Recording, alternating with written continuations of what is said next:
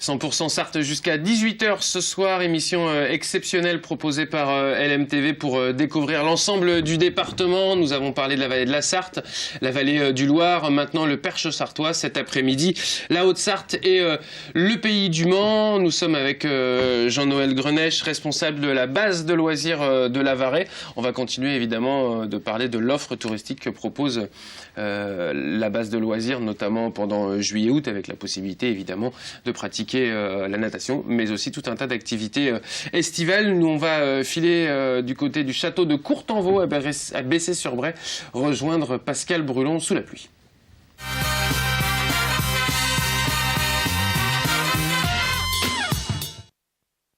Nous sommes dans le sud-est de la Sarthe, ou plus précisément dans le Perche sartois maintenant, puisque nous sommes sur la commune de Bessay-sur-Bray. Vous reconnaissez les ânesses du château de Courtenvaux, c'est cela, Cécile Petit? Tout à fait. Des ânesses qui appartiennent au château? Exactement, ce sont nos ânesses, Hippie et Charlotte. Voilà de jolis noms, donc au château de Courtenvaux, dont vous entendez régulièrement parler, évidemment, sur notre antenne. Ce château assez merveilleux que vous allez découvrir progressivement, extérieur, intérieur, son histoire. Oh, très longue histoire, donc forcément on va pas pouvoir tout raconter, mais ça, voilà, quelques détails qui pourront donner envie justement de venir découvrir ce bel endroit. Alors d'abord, ce bâtiment est particulièrement imposant. Alors oui, et ça a été le but vraiment de la construction, parce que Courtenvaux est un château qui a été construit pour marquer une réussite familiale, une prise d'importance d'un certain Jacques de Berziaux. Et donc voilà, c'était le but, impressionné par une grande construction pour montrer qu'ici on est des vrais nobles. Ça marche aujourd'hui, donc autant dire qu'à l'époque ça devait être absolument terrible. À droite, les communs, l'orangerie. Alors l'orangerie, les écuries et la salle des calèches, donc les anciens communs du château effectivement, et qui sont utilisés par nous aujourd'hui comme des salles d'exposition. Et donc notamment pendant l'été au château de Courtenvaux, il y a un festival d'art plastique qui s'y tient. Et donc du 24 juin cette année au 31 août, il va y avoir des roulements d'artistes qui viendront justement présenter leurs œuvres dans ces communs. Festival d'art plastique particulièrement connu effectivement. Le blason de la famille au-dessus du porche? Des familles même, alors ce ne sont pas les plus visibles, mais on devrait avoir d'autres chances de les voir pendant cette petite visite, parce qu'ils sont à peu près partout pour encore une fois bien montrer qui sont les propriétaires des lieux. Bon, alors j'imagine qu'il y a eu plusieurs périodes de construction. Alors, les bâtiments datent, le plus ancien, c'est là où on arrive, dans la cour d'honneur du château, et c'est donc ce petit château qui est la première construction de Courtenvaux, et suivi de très près par notre très grand château, justement pour marquer cette réussite familiale dont je parlais tout à l'heure. Et donc, à quelle période?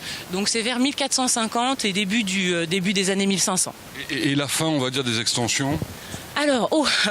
Alors, différents propriétaires ici à Courtenvaux qui ont tous rajouté leur petite touche à l'édifice.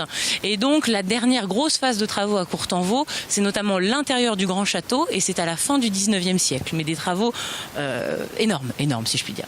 On en découvrira effectivement les résultats dans un instant. À côté de nous, c'est votre antre, c'est là où vous accueillez les visiteurs toute l'année? Alors, pas toute l'année, sauf pour les groupes, puisqu'on peut faire des réservations justement. Mais sinon, on est ouvert du mois d'avril jusqu'à fin septembre, donc on couvre quand même une bonne période de l'année, et tous les jours, sauf le lundi, pour des visites guidées. Très bien.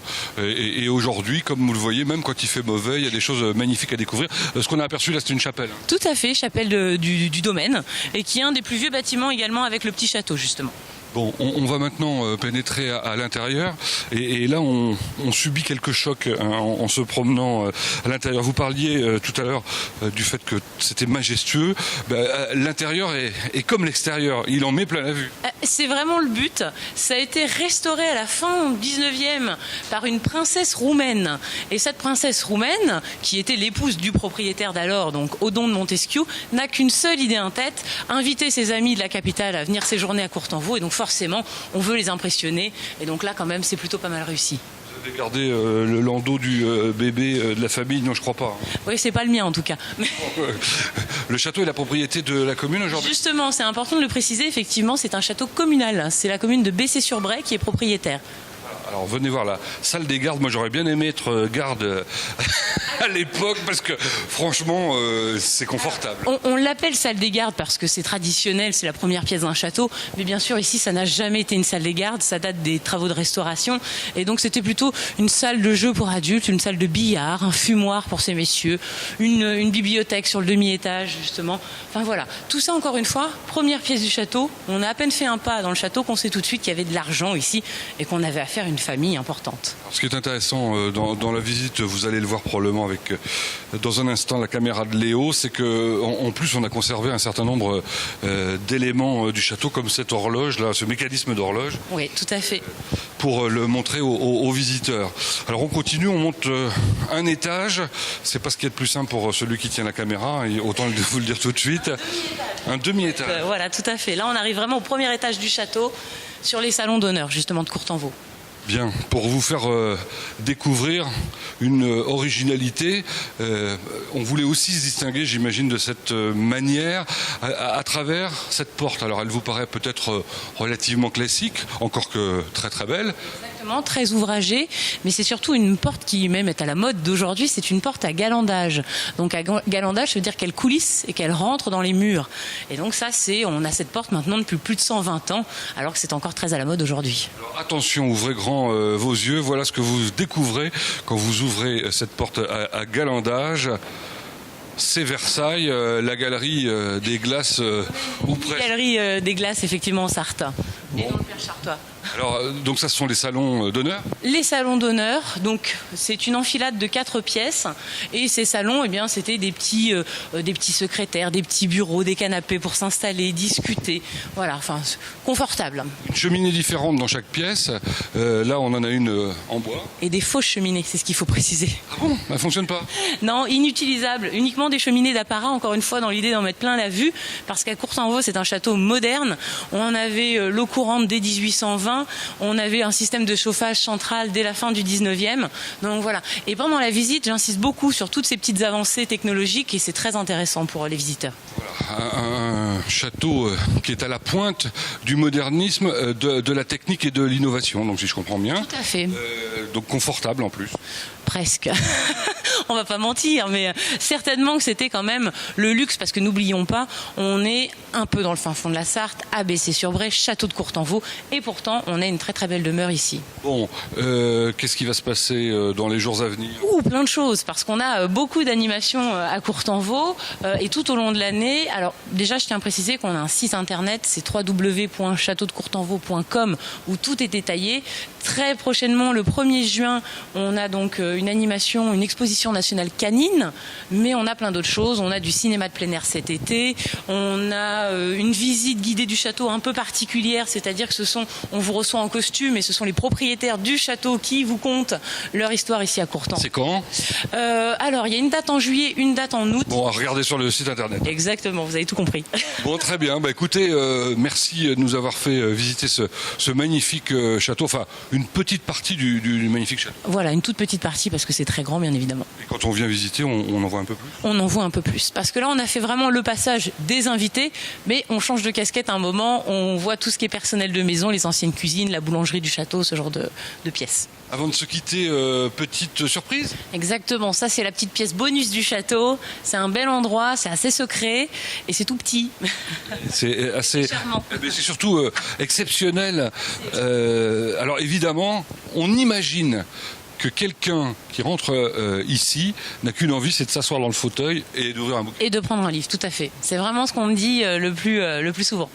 Et puis il y a de quoi lire, hein. Vous avez de quoi passer quelques heures ici. Vous l'avez compris, c'est la bibliothèque du château, avec quelques ouvrages qui sont d'époque. Et qui sont d'époque et qui ont appartenu à la dernière famille propriétaire du château. Bon, ben voilà, ce sont les dernières images de Courtenvaux, alors qu'on va se retrouver toujours dans le pays du Perche sartois tout à l'heure. Je crois que ça sera du côté de la Ferté-Bernard. Merci Cécile Petit. Mais de rien.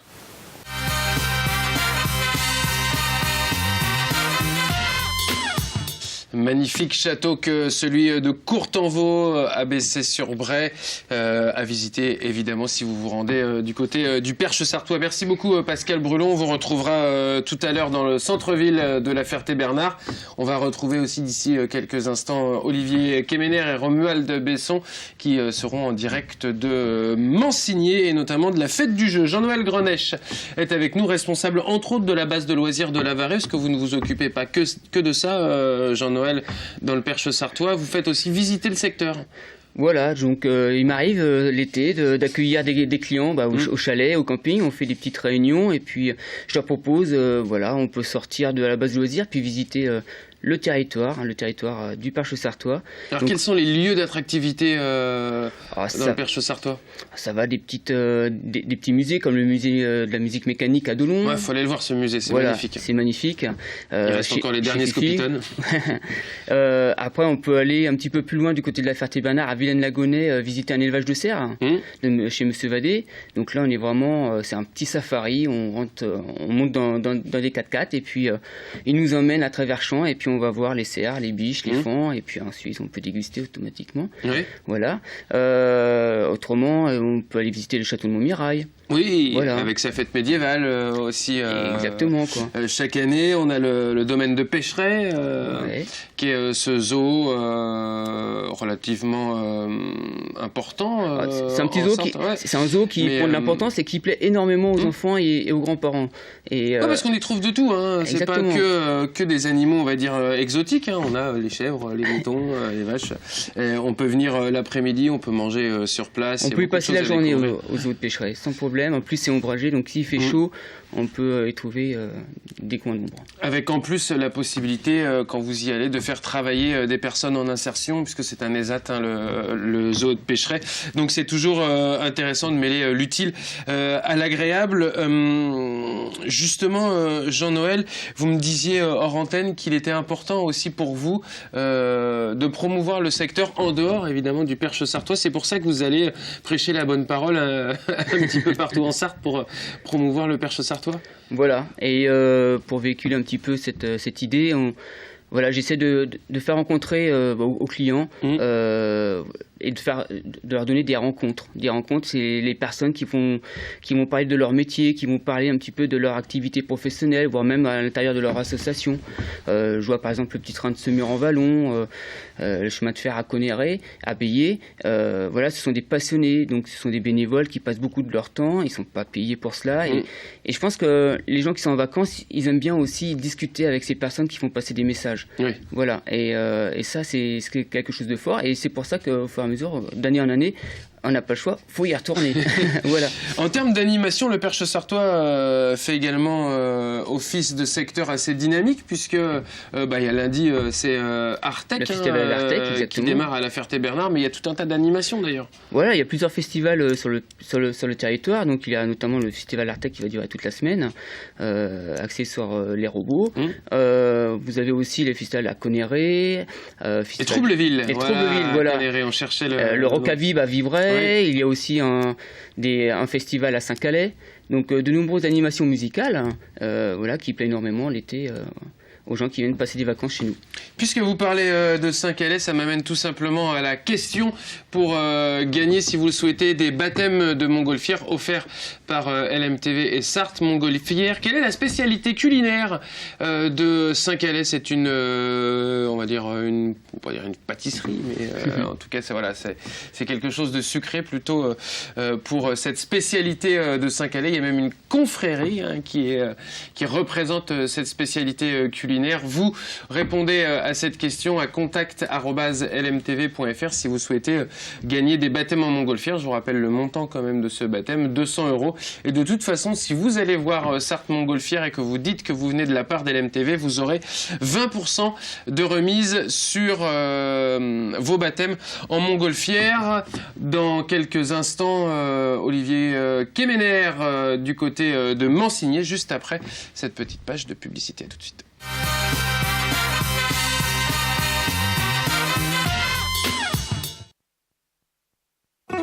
100% Sarthe, 100% saveur avec les rillettes Albert L'Huissier. Avec le Conseil Général, vivez 100% Sarthe.